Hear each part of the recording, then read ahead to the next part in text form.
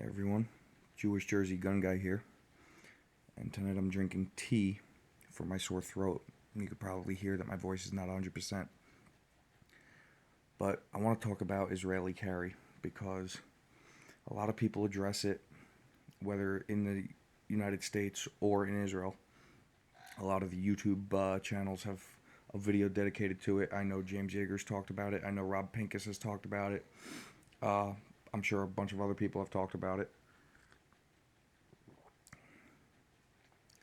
And I'm going to basically set the record straight right now because a lot of the people who are talking about it all know secondhand information or partial information or, conjecture or whatever else.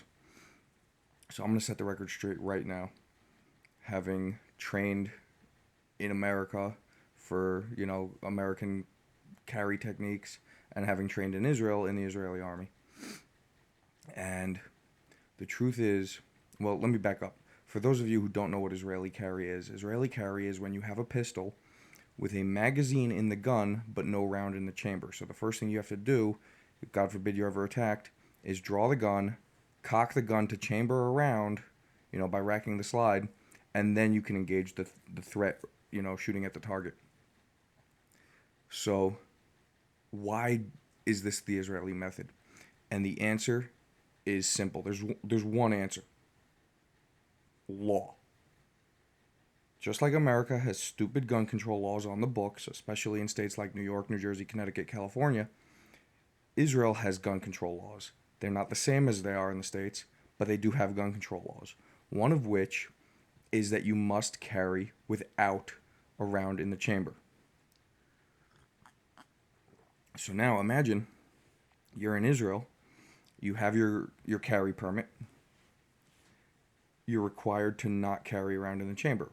What are you going to do? You're going to train that the instant you draw your gun, the first thing you do is chamber it. Because let's be honest about it. Why are you drawing your gun? You're drawing your gun to face a threat. Facing a threat without a round in the chamber is stupid. But the law requires it. As such, you're going to train to draw, rack the slide, and then aim and fire. If you live in the States, you don't have to contend with that law. There's absolutely no reason whatsoever, if you're using any modern pistol, whether it's a Glock, a 1911, a SIG, an HK, a Smith Wesson, a Ruger, and whatever the hell else, any modern pistol, there's no reason you shouldn't carry with a round in the chamber, and presuming your gun has an external safety, with the safety on. So 1911, thumb safety should be on. If it's a Glock, obviously the only safety is the trigger blade.